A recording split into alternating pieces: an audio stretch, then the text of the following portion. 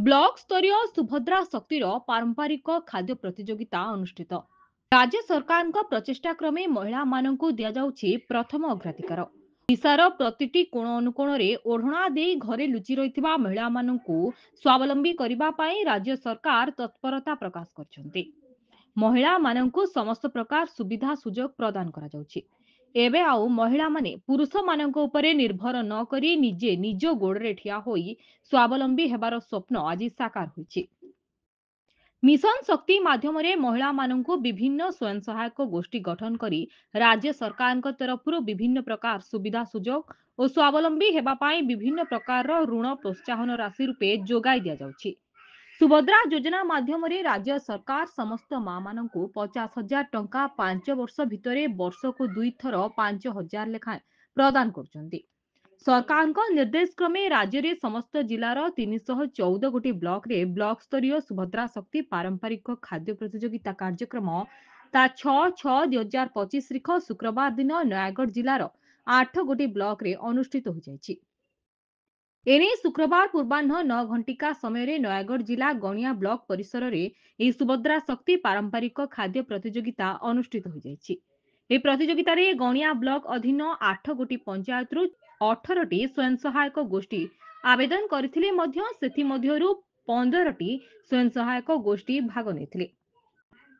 उक्त कार्यक्रम रे गणिया ब्लॉक बीडीओ सागर कुमार नंदक सहित अध्यक्षा झुना जेना, ए बीडीओ रतनलाल लोहरा, सीडीपीओ उषाराणी साहू, कंधमाल सांसदों प्रतिनिधि शरद कुमार कर, बीपीसी प्रभाकर दास, बीएसएसओ प्रणय कुमार नायक, बीएलसी अंबिका प्रसाद मिश्र मंचासीन थिले। बीपीएम इनचार्ज अंबिका प्रसाद मिश्र मंच परिचालना करथिले। गणिया अग्निसेवा विभाग उपस्थित रही सहयोग करथिले।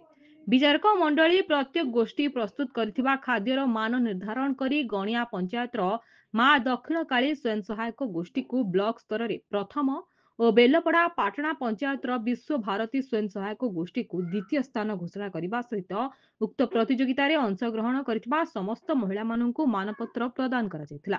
प्रथम और द्वितीय स्थान अधिकार करथिबा ग्रुप जिला स्तरीय प्रतियोगिता रे भाग नेबा पई योग्य विवेचित होइचंते। आज गणिया ब्लॉक रे सुभद्रा शक्तिर पारंपरिक खाद्य प्रतियोगिता आरंभ होइछि। केवल आम ब्लॉक रे नुह, एटा नयागढ़ जिल्ला रे 8टी जाक ब्लॉक रे ए गोटिए तारीख रे आरंभ होइछि। हमर ए जे खाद्य सब पारंपरिक खाद्य सब लोप पाइ गेलानी, से सब पुणी पुनर्जीवित करिया पई समस्त से खाद्यर स्वाद चाखिया पई ए गोटे नुआ सरकार गोटे नुआ योजना ग्रुप माने तांगर खाद्य रोषेई करिवे। से मानक भितर फर्स्ट सेकंड डिवीजन को बछा हबो, समस्त सर्टिफिकेट दिया जिवो। प्रथम स्थान अधिकार करिवे से 5,000 टंका पुरस्कार दिया जिवो, आ जो माने द्वितीय स्थान अधिकार करिवे से माने को 4,000 टंका पुरस्कार दिया जिवो। आज 18टा स्वयं सहायता गोष्ठी ए पारंपरिक खाद्य प्रतियोगिता रे अंशग्रहण करछन्ती। एटा तो हमर आसीथिला निर्देश आसीथिला जे अप्लाई माने एप्लीकेशन पकेया पई बोली हमें दे देथिलु। एप्लीकेशन पकेया पई 18 जन जेहेतु एप्लीकेशन देइछन्ती त से माने को प्रतियोगिता भाग नेया पे अंशग्रहण करिया पे दिया गला। से माने जेहेतु आग्रही हेले पकेइले एप्लीकेशन त से माने भी दिया गला प्रतियोगिता भाग नेया पे। आज हम गणिया ब्लॉक रे आयोजन होइथुआ सुभद्रा योजना रे समस्ते पिठा और मिठा समस्ते तैयारी करिवे बोली कंपटीशन चलती। कार भल हो कार कौन हो सब पर जना पड़ियो। समस्ते बहुत खुशी रे सब लगी पड़ी तैयारी स्वयं सहायता गोष्ठी मैंने सब जगह 18टी सहायता गोष्ठी भाग नहीं प्रथम हम से जिला को समस्त सुभद्रा मान को स्वागत करी अभिनंदन जनइबी। से ओडिया घर बहु हिसाब से ओडिया घर पारंपरिक पिठा पणा सब करथिले, बहुत सुंदर भाव करथिले। काकेरा देखंतु, आरिसा देखंतु, इडली पिठा देखंतु, तापर हमर बरा छेनापोड़ मांडिया गोटे करथिले रसावली, बहुत सुंदर थिला। ये हूँ ओडिया घर परंपरा।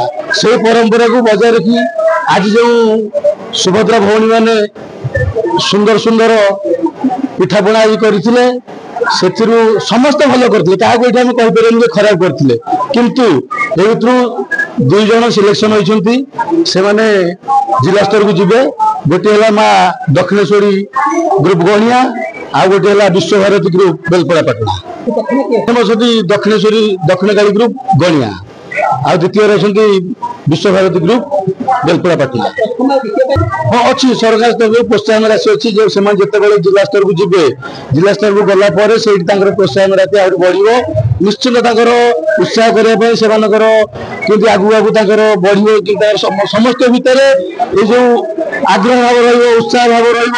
ଆମ ଓଡିଆ ପରମ୍ପରାକୁ ନେଇ ଯୋଉ ଆମେ ଗର୍ବ କରୁଛେ, ପ୍ରତି ମାଟି ଯେତେବେଳେ ଜିଲ୍ଲା ସ୍ତରକୁ ଯିବ, ସେ ଜିଲ୍ଲା ସ୍ତରକୁ ଯାଇକି ସେ ଯେହେତୁ ସେ ସମୟ ଅଛି ସେ ରାଜ୍ୟ ସ୍ତରକୁ ଯାଇପାରିବ।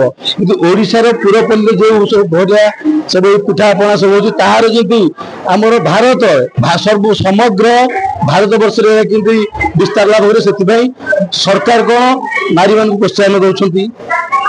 ଏହି ପାରମ୍ପରିକ ଖାଦ୍ୟ ପଦ୍ଧତି କରିବାର ଉଦ୍ଦେଶ୍ୟ ହେଲା ଆମ ଭିତରେ ଏକ ସୌହାର୍ଦ୍ଦ୍ୟପୂର୍ଣ୍ଣ ବାତାବରଣ ସୃଷ୍ଟି ହେବ ଏବଂ ଆମ ଭିତରେ ଆମ ଓଡ଼ିଶାରେ ଆମ ଯୋଉ ପରମ୍ପରା ଯୋଉ ଖାଦ୍ୟ ଆମେ ଜାଣିଛେ ସେଇଟା କେମିତି ତାର ପରିପ୍ରକାଶ ହବ, ତାର କି ବିସ୍ତାର ହବ, ଯାହା ମଧ୍ୟରେ ଆଜିକାଲି ସ୍ତ୍ରୀ ଲୋକମାନେ ବିଭିନ୍ନ ପ୍ରକାର ଖାଦ୍ୟ କରି ସେ ସ୍ୱାବଲମ୍ବୀ ବି ହେଇପାରିବେ। यार हूँ मुख्य उद्देश्य।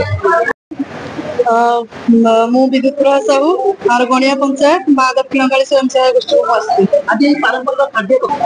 ବହୁତ ବଢିଆ ଲାଗିଲା। ଲେଡିଜ ମାନଙ୍କ ପାଇଁ ଏଇଟା ଗୋଟେ ମାନେ ବାହାରକୁ ବାହାରିବାର ଗୋଟେ ବହୁତ ବଡ ମାନେ ଅପରଚୁନିଟି କହିଲେ ହବ। କାରଣ ଆମ ପାଇଁ କୌଣସି ପୁରସ୍କାର ନାହିଁ, ଆଜି ଲୁଣିଆ ହେଇଛି ଅଲଣା ହେଇଛି ସମସ୍ତେ କୁହନ୍ତି, କିନ୍ତୁ ପୁରସ୍କାର କେହି ଦିଅନ୍ତିନି। ଏଇଟା ଗୋଟେ ବହୁତ ବଢିଆ ଅପରଚୁନିଟି ଆମ ପାଇଁ। ଆମେ ଆଜି କ୍ଷୀର ପୋଡ ପିଠା କରିଥିଲୁ, ଆଉ ମାଣ୍ଡିଆ କାକେରା ପିଠା କରିଥିଲୁ, ଆଉ ମସଲା ବରା କରିଥିଲୁ। ଆଗରୁ ତ ପ୍ରସ୍ତୁତ ଥିଲୁ, ଆମକୁ ବି ଜଣେଇଥିଲେ, ଆମକୁ ବହୁତ କମ ସମୟରେ ବି ପ୍ରସ୍ତୁତ କରିଛୁ। ଆମେ ପ୍ରଥମ ସ୍ଥାନ ଅଧିକାର କରିଛୁ, 15 ଜଣ ଗ୍ରୁପ ଆସିଥିଲେ, ସେଥିମଧ୍ୟରୁ ପ୍ରଥମ ସ୍ଥାନ ଅଧିକାର କରିଛୁ, ସେଥିପାଇଁ ବହୁତ ଖୁସି। ଆଉ ଏଇଟା ବହୁତ ବଢିଆ ପ୍ରୟାସ ଗୋଟେ ଆମ ମାନଙ୍କୁ ପ୍ରୋତ୍ସାହନ କରିବା ପାଇଁ, ଆମ ମାନଙ୍କୁ ଆଗକୁ ନେବା ପାଇଁ ସରକାରଙ୍କର ବହୁତ ବଢିଆ ପ୍ରୟାସ। ସେଥିପାଇଁ ଆମକୁ ତ ଆଗକୁ ଜିଲ୍ଲା ସ୍ତରରେ ଯିବାକୁ ଅଛି, ତ ନିଶ୍ଚୟ ଆମେ ଟ୍ରାଏ କରିବୁ ଆହୁରି ବଢିଆ କରିବା ପାଇଁ। ବେଲପଡ଼ା ପାଟଣା ଗ୍ରାମ ପଞ୍ଚାୟତର ସ୍ୱୟଂ ସହାୟକ ବିଶ୍ୱଭାରତୀ ସ୍ୱୟଂ ସହାୟକ ଗୋଷ୍ଠୀର ଆମେ ସଭ୍ୟା ଅଟୁ। ମୋ ନାଁ ଶ୍ରୀମତୀ ବିନୋଦିନୀ ସାହୁ। ଆମେ ଆଜି ଏଠିକି ସୁଭଦ୍ରା ଶକ୍ତିରେ ଖାଦ୍ୟ ପ୍ରକ୍ରିୟାକରଣରେ ନେଇକି ଆସିଥିଲୁ ରୋଜ କେକ୍, ମାଣ୍ଡିଆର ରୋଜ କେକ୍, ଆଉ ମୁଗ ମଣ୍ଡା, ଆଉ ଆମ୍ବ ଇଟିଲି।